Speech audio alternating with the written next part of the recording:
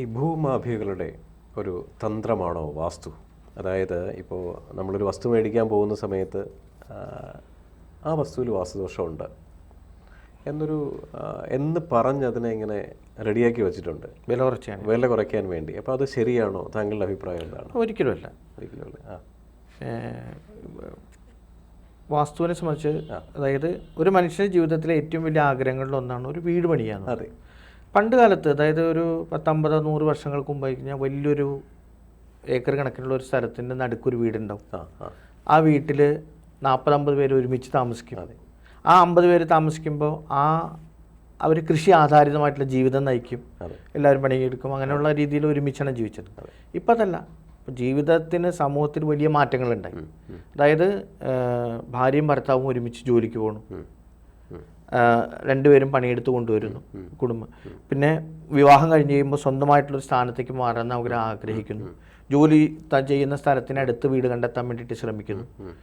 ഇങ്ങനെയൊക്കെയുള്ള നിരവധി കാര്യങ്ങളെ കൊണ്ട് പുതുതായിട്ടൊരു ഭവനം ഉണ്ടാക്കുക എന്നുള്ളത് എല്ലാവരുടെയും ജീവിത അഭിലാഷവുമാണ്, ആവശ്യവുമാണ്. ഇപ്പോൾ അഭിലാഷം എന്ന് മാത്രം പറഞ്ഞാൽ പോരാ, എല്ലാവർക്കും ആവശ്യവും കൂടിയാണത്. അപ്പോൾ അതുകൊണ്ട് അവർ അങ്ങനെയുള്ള വീടുകൾ ഒക്കെ പറ്റിയ സ്ഥലങ്ങൾ അന്വേഷിച്ച് പോകാറുണ്ട്. അപ്പോൾ വീട് പണിയുന്നതിനെ സംബന്ധിച്ച് ചിന്തിച്ചാൽ ഏറ്റവും പ്രധാനപ്പെട്ട കാര്യം ആ സ്ഥലം നല്ലതാണോ എന്നാണ് അറിയേണ്ടത്. ഭൂമി നല്ലതാണോ എന്ന്. ഇപ്പോൾ നല്ല ഭൂമിയിലാണെങ്കിൽ മാത്രമേ താമസിക്കാൻ പറ്റുള്ളൂ അവിടെ. അപ്പോൾ ഭൂമിയെ സംബന്ധിച്ചിടത്തോളം നല്ല ഭൂമിയാണോ എന്ന് തിരിച്ചറിയാനുള്ള അനേകം ലക്ഷണങ്ങളുണ്ട്, വാസ്തുപരമായിട്ടുള്ള കാര്യങ്ങളുണ്ട്. പക്ഷേ ഇതിൽ നമുക്ക് വളരെ സിമ്പിളായിട്ട് മനസ്സിലാക്കാൻ പറ്റുന്ന ഒരു കാര്യം, ആ ഭൂമി ഇപ്പോൾ പണ്ട് സർപ്പക്കാവ് ഉണ്ടായിരുന്ന ഭൂമിയാണെന്ന് വിചാരിക്കും. ഇപ്പോൾ നമ്മൾ പണ്ട് നമുക്കറിയാം പോലെ വീടുകളിലൊക്കെ ഈ സർപ്പക്കാവുകൾ ഉണ്ടായിരുന്നു. അപ്പോൾ ആ സർപ്പക്കാവുകൾ പിന്നീട് ഒരു സമയം വന്നപ്പോൾ നേരത്തെ ഈ ഒരു ഇരുണ്ട കാലം എന്ന് ഞാൻ പറഞ്ഞില്ലേ, ആ കാലഘട്ടത്തിലൊക്കെ വരുമ്പോൾ ആൾക്കാർ മുഴുവൻ ഈ സർപ്പത്തിനെയൊക്കെ എടുത്തു മാറ്റുക. സർപ്പം വേണ്ട, സർപ്പത്തിനെ എടുത്തു മാറ്റിയിട്ട് അവിടെ ആ സ്ഥലവും കൂടി 2 സെൻറ്റോ 1 സെൻറ്റോ സ്ഥലം കൂടുതൽ കിട്ടും. ആ സ്ഥലവും കൂടി അവനവൻ്റെ സ്വാർത്ഥതയ്ക്ക് വേണ്ടിയിട്ട് അതും കൂടി എടുത്തിട്ട് അതിനെയും കൂടി പ്രയോജനപ്പെടുത്താം. അപ്പം അങ്ങനെ സർപ്പക്കാവ് ഇരുന്ന ഭൂമി എടുത്തു മാറ്റിയെന്ന് അവർ പറയുന്നുണ്ടാവും. എടുത്തു മാറ്റി അങ്ങനെ എടുത്തു കൊണ്ടുപോയി അമ്മയിടയ്ക്ക് കൊണ്ടുപോയി വേറെ സ്ഥലത്തേക്ക് കൊണ്ടുപോയി അമ്മയ്ക്കിടയ്ക്ക് കൊണ്ടുപോയി അവിടെ അമ്പലങ്ങളിലേക്ക് കൊണ്ടുപോയി അതിന് ചാർത്തുണ്ടായിട്ടുണ്ട്, അന്ന് ജ്യോത്സ്യൻ അങ്ങനെ പറഞ്ഞിട്ടുണ്ട്, ജ്യോത്സ്യൻ ഇങ്ങനെ പറഞ്ഞിട്ടുണ്ട്, ഇന്ന ജ്യോത്സ്യം പറഞ്ഞിട്ടുണ്ട്, അതിൻ്റെയൊക്കെ അടിസ്ഥാനത്തിൽ എടുത്തുണ്ട്. പക്ഷെ അങ്ങനെ സർപ്പക്കാവ് ഇരുന്ന ഭൂമി, അതിൻ്റെ ദോഷങ്ങൾ അവിടെ നിലനിൽക്കുന്ന ഭൂമി, ആചരണമില്ലാതെ കിടക്കുന്ന സർപ്പക്കാവുള്ള ഭൂമി. പണ്ട് ഇതുപോലെ തന്നെ ഈ വീടുകളിൽ പശുക്കളെയൊക്കെ വളർത്തുന്ന സമയത്ത് ഈ പശുക്കളെ സംരക്ഷണയ്ക്ക് വേണ്ടിയിട്ട് ചില ദൈവങ്ങളെ അവിടെ സംരക്ഷിച്ച് വയ്ക്കും. അതിനുവേണ്ടി ചില പ്രത്യേക കല്ലുകളൊക്കെ ഉണ്ടായിട്ടുണ്ടാവും. അപ്പോൾ ആ കല്ലുകളൊക്കെ പിന്നീട് അത് പശുക്കളില്ലാണ്ടായി, പിന്നെ അങ്ങനെയുള്ള ആചരണങ്ങളില്ലാണ്ടായി, ആ ചൈതന്യങ്ങളൊക്കെ അവിടെ കിടക്കുന്നുണ്ടാവും. അല്ലെങ്കിൽ ചിലതിൻ്റെ സ്കെലിറ്റൻസ് മനുഷ്യൻ തന്നെ വേണമെന്നില്ല, പശുക്കളുടെയൊക്കെ സ്കെലിറ്റൻസൊക്കെ അധികം താഴ്ചയിലല്ലാണ്ട് കിടക്കും. ഇതിന്നൊക്കെ ഇങ്ങനെ നെഗറ്റീവ് എനർജി പ്രവഹിച്ചുകൊണ്ടിരിക്കും. അത് സ്വസ്ഥമായിട്ടുള്ള വീട് വെച്ച് താമസിക്കുമ്പോൾ നമുക്ക് ബുദ്ധിമുട്ടായിട്ട് മാറും. അതാണ് ഭൂമിയുടെ ദോഷം എന്ന് പറയുന്നത്. ഭൂമിയിൽ ഇങ്ങനെ ഇത്തരത്തിലുള്ള കാര്യങ്ങളൊക്കെ അതായത് മനുഷ്യ ജീവിതത്തിന്, സ്വസ്ഥമായിട്ടുള്ള ജീവിതത്തിന് തടസ്സം ഉണ്ടാക്കുന്ന ചില കാര്യങ്ങൾ അതിൻ്റെ ഉള്ളിൽ നിന്ന് നെഗറ്റീവ് എനർജി പ്രവഹിച്ചുകൊണ്ടിരുന്നു കഴിഞ്ഞാൽ അവിടെ സ്വസ്ഥമായിട്ട് നമുക്ക് താമസിക്കുന്നതിന് തടസ്സം വരും. അപ്പോൾ അങ്ങനെയുള്ള ഭൂമികൾ തിരഞ്ഞെടുക്കാൻ നമ്മൾ പാടില്ല. അങ്ങനെയുള്ള ഭൂമികൾ തിരഞ്ഞെടുത്തിട്ട് അവിടെ തന്നെ വീട് പണിയൊക്കെ ചെയ്യുമ്പോൾ ഇത്തരത്തിലുള്ള ബുദ്ധിമുട്ടുകളുണ്ടാവും. പിന്നെ റിയൽ എസ്റ്റേറ്റ് മാഫിയ എന്ന് പറഞ്ഞു കഴിഞ്ഞാൽ അവർ ചിലപ്പോൾ അങ്ങനെയൊക്കെ ചെയ്യുന്നുണ്ടാവും. അങ്ങനെ അതായത് മനുഷ്യന് പണത്തോടുള്ള ദുരമൂത്തിട്ട് എന്ത് തന്നെ ചെയ്യണ്ടെന്ന് ആലോചിച്ചുകൊണ്ടിരിക്കുന്ന ഒരു സമൂഹത്തിലൂടെയാണ് നമ്മൾ കടന്നു പോയിക്കൊണ്ടിരിക്കുന്നത്. അപ്പോൾ പണം കിട്ടാൻ വേണ്ടി ഭൂമിയിൽ കുറഞ്ഞ വിലയ്ക്ക് കിട്ടാൻ വേണ്ടിയിട്ട്, അല്ലെങ്കിൽ കടം വന്ന് കയറിയ ആളുടെ ഭൂമി എളുപ്പത്തിന് മേടിച്ചെടുക്കാൻ വേണ്ടിയിട്ട് ഇങ്ങനെയൊക്കെയുള്ള ചില പരിശ്രമങ്ങളും ചൂഷണങ്ങളും ഒക്കെ എല്ലാ സ്ഥലങ്ങളിലും നടക്കുന്നുണ്ട്. ചൂഷണം എന്ന് പറയുന്നത് ജ്യോതിഷത്തിലും വാസ്തുവിലും മാത്രമൊന്നുമല്ല, എല്ലാ രംഗത്തും ചൂഷണം, എല്ലാ രംഗത്തും ചൂഷണം നടക്കുന്നുണ്ട്. അതായത് അവയവ തട്ടിപ്പ് നടത്തിയ അല്ലെങ്കിൽ വേറെന്തെങ്കിലും തരത്തിലുള്ള തട്ടിപ്പുകൾ രോഗികളെ കൊണ്ട് ചെയ്യിപ്പിച്ച ഡോക്ടർമാരുടെ എത്രയോ കഥകൾ നമ്മൾ കേട്ടിട്ടുണ്ട്. സിമൻ്റ് ആവശ്യത്തിന് ഉപയോഗിക്കാതെ, കമ്പി ആവശ്യത്തിന് ഉപയോഗിക്കാതെ തകർന്നു വീണ പാലങ്ങളും കെട്ടിടങ്ങളും പറയുന്ന എത്രയോ എഞ്ചിനീയർമാരുടെ കഥകൾ നമ്മൾ കേട്ടിട്ടുണ്ട്. പണം കൊടുത്ത് ചോദ്യം ചോദിക്കുന്ന എംപിമാരുടെ കഥകൾ നമ്മൾ ഈ അടുത്ത കാലത്ത് കേൾക്കുന്നുണ്ട്. ഇങ്ങനെ ചൂഷണം എന്നുള്ളത് അല്ലെങ്കിൽ തട്ടിപ്പ് എന്ന് പറയുന്നത് എല്ലാ മേഖലയിലും നടക്കുന്ന ഒരു കാര്യമാണ്. അതിന് ശാസ്ത്രമായിട്ട് യാതൊരു ബന്ധവുമില്ല. ശാസ്ത്രം പെർഫെക്റ്റ് ആവുന്നത് അത് ഉപയോഗിക്കുന്ന ആളുടെ പ്യൂരിറ്റി അനുസരിച്ചാണ്. അയാൾ പ്യൂരിറ്റിയോടുകൂടി കാര്യങ്ങൾ കൈകാര്യം ചെയ്യാൻ ഒരു സംശയവും വേണ്ട. അവനെ ആർക്കും വിലക്കെടുക്കാൻ പറ്റില്ല, അവനാർക്കും വേണ്ടി തട്ടിപ്പുകൾ നടത്തില്ല. പിന്നെ ചില കാര്യങ്ങൾ ചെയ്യേണ്ടതുണ്ട്, ചില കാര്യങ്ങൾ ചെയ്യണം. ഇപ്പോൾ ചില സ്ഥലങ്ങളിൽ പ്രശ്നം വെച്ച് കഴിയുമ്പോൾ അതിന് പരിഹാര കർമ്മങ്ങൾ ചെയ്യണം. ചില ഭൂമിയിൽ ദോഷങ്ങൾ കണ്ടാൽ ചിലപ്പോൾ ഈ ഭൂമിയിൽ കാണുന്ന എല്ലാ ദോഷത്തിനും പരിഹാരമുള്ളതാണ്. ആരും വിചാരിക്കേണ്ട ഭൂമി ഉപേക്ഷിച്ച് കളയണം അങ്ങനെയൊന്നുമില്ല. ഇപ്പോൾ ചില ഭൂമിയിൽ കുറേ മണ്ണെടുത്ത് മാറ്റിയാൽ തന്നെ ദോഷങ്ങൾ മാറും. മുകളിലെ മണ്ണുകൾ കുറച്ച് എടുത്ത് മാറ്റിയിട്ട് അവിടെ നല്ല മണ്ണ് കൊണ്ടെന്ന് നിറച്ചാൽ ഭൂമിയുടെ ദോഷം മാറും. ചിലത് കുറേ കരിയിലിട്ട് കത്തിച്ചാൽ മതി. അതിൽ പിന്നെ കാൽസ്യത്തിൻ്റെ അല്ലെങ്കിൽ വേറെ എന്തെങ്കിലും അല്ലെങ്കിൽ മറ്റേ ഇതിൻ്റെ കുറവ് കാർബണിൻ്റെ ഒക്കെ കുറവുണ്ടെങ്കിൽ അത് ഭൂമിയിൽ ലയിച്ച് കത്തി തീർന്ന് ഇത് ചെയ്യാം. ചിലർ പറയും ഈ മറ്റേ പഞ്ചവ്യം കൊണ്ട് ശുദ്ധി നടത്തിയാൽ തന്നെ അതിന് ശുദ്ധി വരും എന്നുള്ള നിലയിലിട്ട് ഇങ്ങനെ വാസ്തു സംബന്ധമായിട്ട് കാണുന്ന എല്ലാ ദോഷങ്ങൾക്കും പരിഹാരം ചെയ്യാവുന്നതേ ഉള്ളൂ. പരിഹാരം ചെയ്യാൻ സാധിക്കും. അങ്ങനെ പരിഹാരം ചെയ്ത് അതിനെ നല്ല ഭൂമിയാക്കിയിട്ട് അവിടെ താമസിക്കാൻ വേണ്ടിയിട്ട് പരിശ്രമിച്ചാൽ ആ കാര്യങ്ങൾ സ്വസ്ഥവും സമാധാനവും ശാന്തവുമായിട്ടുള്ള ജീവിതം ആ ഭൂമിയിൽ നടക്കും. അവിടെ നമുക്ക് മനോഹരമായിട്ടുള്ള വീട് വെച്ച് നോക്കിക്കഴിഞ്ഞ് കഴിഞ്ഞാൽ വീട് വാസ്തു കണക്കുകളൊക്കെ നോക്കിയിട്ട് വാസ്തുവിന് പ്രകാരമായിട്ട് പരിഗണിക്കേണ്ട പല കാര്യങ്ങളുണ്ട്. ഒരു വീട് പുതുതായിട്ട് നിർമ്മിക്കുന്ന സമയത്ത് അതെല്ലാം പരിഗണിച്ചുകൊണ്ട് പണിത് കഴിഞ്ഞാൽ അവിടെ സ്വസ്ഥവും സമാധാനവും ശാന്തവുമായിട്ടുള്ള ജീവിതം ഉണ്ടാവും. അത് നമുക്കിപ്പോൾ ഈ പ്രളയം വന്നപ്പോഴൊക്കെ നമുക്ക് മനസ്സിലായതല്ലേ. ബാക്കി വലിയ വലിയ കെട്ടിടങ്ങൾ ആർക്കിടെക്ചർമാർ, എഞ്ചിനീയർമാർ, മറ്റവരും മറിച്ചവരൊക്കെ വലിയ ആൾക്കാർ പണിതൊക്കെ പടപടപടപടാ നിലത്ത് വീണപ്പോൾ ഒന്നും അറിയാത്ത സാധാരണ നാട്ടിൻപുറത്തെ വാസ്തു കണക്കുമൊക്കെ പണിത് അമ്പലം അത് ഒരു കുഴപ്പമില്ലാണ്ട് അവിടെ തന്നെ ഉണ്ടായി, ഒരു പ്രശ്നം ഉണ്ടായിരുന്നില്ല. അപ്പോൾ ഇത് അപ്പോൾ അതിൻ്റെ അർത്ഥം എന്താണെന്ന് വെച്ച് കഴിഞ്ഞാൽ ഇതിനെ നമ്മൾ വേണ്ടുമെണ്ണം പ്രയോജനപ്പെടുത്തിക്കൊണ്ട് ഉപയോഗിക്കുകയാണെങ്കിൽ ഇത് നല്ല നമ്മുടെ സ്വസ്ഥമായിട്ടുള്ള നമ്മുടെ ജീവിതത്തിന് വളരെയധികം ഗുണകരമായിട്ട് മാറും.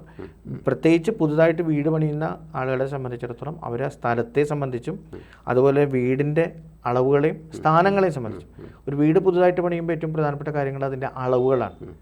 സാധാരണ നമ്മളിപ്പോൾ ഒരാൾ വന്ന് വീട് പണിയാൻ വേണ്ടി വരികയാണെങ്കിൽ അയാൾ ആദ്യം വന്ന് പറയുക എനിക്ക് 1500 സ്ക്വയർ ഫീറ്റുള്ള ഒരു വീട് വേണമെന്ന് പറയും.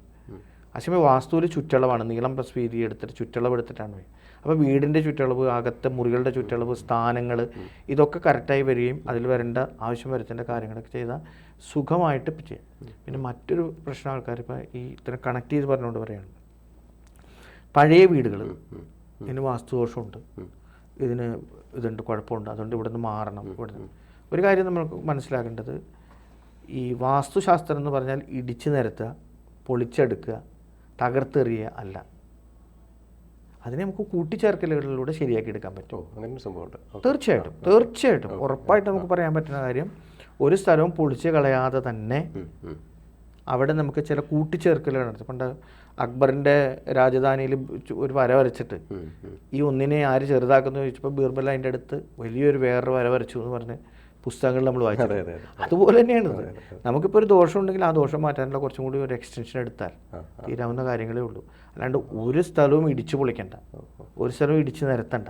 അതൊക്കെയാണ് ഞാൻ നേരത്തെ പറഞ്ഞത്. രണ്ട് കാര്യങ്ങളെ കൊണ്ടാണ്. ഒന്ന്, പർപ്പസ്ഫുള്ളി ഇത് ചൂഷണം ചെയ്യണം എന്നുള്ള ഉദ്ദേശത്തോടു കൂടി പ്രവർത്തിക്കുന്ന കുറേ ആൾക്കാരുണ്ട്. മറ്റൊന്ന് അറിവില്ലായ്മ കൊണ്ട് സംഭവിക്കുന്നവരുണ്ട്. പരിജ്ഞാനമില്ലാത്തത് കൊണ്ട് ഇതിനെ നമുക്ക് വേണ്ടുമെണ്ണം ഉപയോഗപ്രദമാക്കാനോ അതിനെ പ്രയോജനപ്പെടുത്താനോ അത് ജനങ്ങൾക്ക് ഉപകാരപ്രദമാകുന്ന തരത്തിലേക്ക് മാറ്റിയെടുക്കാനോ സാധിക്കാത്ത കുറേ ആൾക്കാർ വേറെയുമുണ്ട്. അപ്പോൾ ഇത് രണ്ടും കൂടി ചേർന്ന് കഴിയുമ്പോൾ ഈ നേരത്തെ അങ്ങ് സൂചിപ്പിച്ച പോലെ ഇങ്ങനെയൊക്കെയുള്ള കുറേ ചൂഷണങ്ങൾ അവിടെ നടക്കും. ഭൂമിയെ സംബന്ധിച്ചിടത്തോളം ഭൂമി വില കുറഞ്ഞ് മേടിച്ച് വിൽക്കണം എന്നുള്ള ഒരു ഉദ്ദേശത്തോടു കൂടിയിട്ടൊക്കെ ഉള്ള ചില മാഫിയ സംഘങ്ങൾ തന്നെ അതിൻ്റെ പുറകിൽ പ്രവർത്തിച്ചു. വേർഡ് ഉപയോഗിക്കാനുള്ള കാരണം എന്ന് പറയുന്നത്, ഒരാളുടെ ജീവിതത്തിലുണ്ടാകുന്ന 3 നല്ല ഇവൻറ്റ്സ് ആണ്. ഒന്ന് കല്യാണം, വീട് വയ്ക്കൽ, ഒരു കുട്ടിയുടെ ജനനം. സോ അപ്പോൾ ഈ കല്യാണം കഴിഞ്ഞിട്ടായിരിക്കും മെജോറിറ്റി ആൾക്കാരും വീടെന്നുള്ള ഭാഗം ചിന്തിക്കുന്നത്. ഒരു വിഭാഗം ആൾക്കാർ അതിന് മുൻപ് ചെയ്തിട്ടുണ്ടായിരിക്കാം. അപ്പോൾ കല്യാണം കഴിഞ്ഞ് വീട്ടിലേക്ക് പോകുന്ന സമയത്ത് ഒരു ഭൂമി കാണാൻ പോകുന്നു.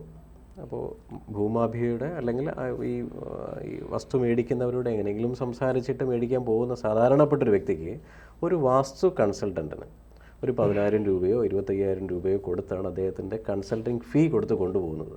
അവിടെ പോയി ഈ ഭൂമി നോക്കുന്ന സമയത്ത് ഭൂമിക്ക് ചരിവുണ്ട്, അത് പറ്റില്ല എന്ന് പറയുകയും താങ്കൾ പറഞ്ഞ കൂട്ടിച്ചേർക്കലിലൂടെ ഒരു സൊല്യൂഷൻ കൊടുക്കുകയാണെങ്കിൽ അത് 100% ആ പ്രോബ്ലം സോൾവ് ആണ്.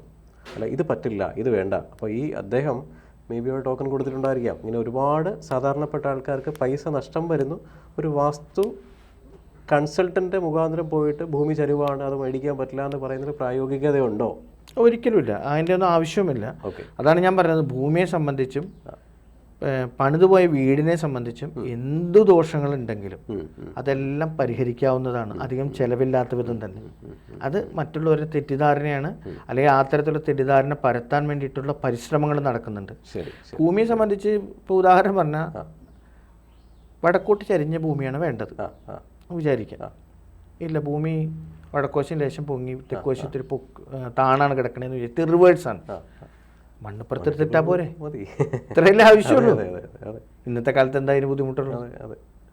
അതല്ല സമയം ഇപ്പോൾ ഒരു കുന്നിൻ്റെ ചെരുവാണ്, ഓക്കെ, നമുക്കതിന് ആലോചിക്കാൻ നമുക്ക് ബുദ്ധിമുട്ടുണ്ട്. അതിനകത്ത് സാധാരണഗതിയിൽ അത്ര ആവശ്യമുള്ളൂ. വടക്കുവശത്ത് മണ്ണ് കൂടുതൽ എടുപ്പുണ്ടെങ്കിൽ അതിനടുത്ത് തെക്കുവശത്തിട്ട പ്രശ്നം തീരും. തെക്ക് പടിഞ്ഞാറ് ഭാഗം പൊങ്ങി വടക്ക് കിഴക്ക് ഭാഗം താഴെ കിടക്കുന്ന ഭൂമിക്ക് 1000 വർഷത്തെ സമൃദ്ധിയുണ്ട്. നമുക്ക് ചെയ്യാവുന്നതല്ലേ ഉള്ളൂ, അതിനെന്താ ബുദ്ധിമുട്ടുള്ളത് അല്ലേ? അത് നമുക്ക് സാധാരണ ജനങ്ങളെ പറഞ്ഞ് ബോധ്യപ്പെടുത്തി കൊടുക്കുക, അവരുടെ സംശയങ്ങൾ ദൂരീകരിച്ചു കൊടുക്കുക, ഇങ്ങനത്തെ കാര്യങ്ങൾ. കാരണം ഇന്ന് ഭൂമിക്ക് ഭയങ്കര വിലയാണ്, കിട്ടാനില്ല പല സ്ഥലത്തും. നമ്മൾ ആഗ്രഹിക്കുന്ന തരത്തിലുള്ള ഭൂമി കിട്ടാൻ വളരെയധികം ബുദ്ധിമുട്ടുണ്ട്. അപ്പോൾ നമുക്ക് പരമാവധി പരമാവധി നല്ല ഭൂമി തിരഞ്ഞെടുത്ത് ആളുകളെ കൊണ്ട് അവർക്ക് കൊടുക്കാൻ പറ്റുന്ന തരത്തിലുള്ള സംവിധാനത്തിലേക്ക് എത്തിക്കുക എന്നുള്ളതാണ് ഇപ്പോൾ ഉള്ള നമ്മുടെ ആളുകളുടെ പ്രധാനപ്പെട്ട കർത്തവ്യം. ശരി ശരി ശരി, സന്തോഷം. വളരെ ഒരു ഡീറ്റെയിൽഡ് ആയിട്ടുള്ളൊരു സബ്ജക്റ്റ് ആയിരുന്നു ഇത്. അതിനകത്ത് ഒരുപാട് പേര് ഈ വാസ്തു കൺസൾട്ടൻറ്റിന് പൈസ കൊടുത്തിട്ടാണെങ്കിലും പൈസ കൊടുക്കാതെയാണെങ്കിലും ഭൂമി ഉപേക്ഷിച്ചിട്ടാണെങ്കിലും ഒരുപാട് ത്യാഗങ്ങൾ സഹിച്ചിട്ടാണ് അവരുടെ ഒരു ഭാവി സ്വപ്നമായ വീട് ഉണ്ടാക്കുന്നത്. താങ്കൾ നൽകിയ ഒരു ഉത്തരം വളരെ ലളിതമായ വിശദീകരണവും നമ്മുടെ ജീവിതത്തിനകത്ത് അഡോപ്റ്റ് ചെയ്യാൻ പറ്റുന്നതാണ്. സന്തോഷം, നന്ദി.